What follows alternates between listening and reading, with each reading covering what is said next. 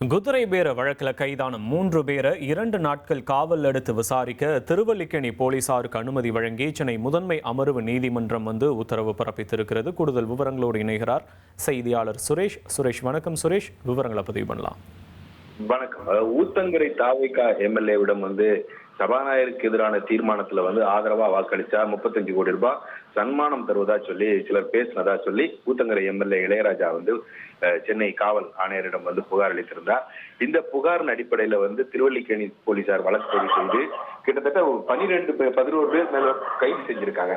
இதுல ஏற்கனவே 5 பேர் வரைக்கும் காவல்ல போலீஸ் காவல்ல வச்சு விசாரிக்கப்பட்டிருக்கக்கூடிய சூழல்ல இன்னைக்கு கிருஷ்ணன், சேதுராஜ், ராஜசேகரன் ஆகிய 3 பேரை காவல்ல வச்சு விசாரிக்க அனுமதிக்கணும் அப்படிங்கிற கோரிக்கையோட திருவல்லிக்கேணி போலீசார் சென்னை முதன்மை அமர்வு நீதிமன்றத்துல மனு தாக்கல் செஞ்சிருந்தாங்க.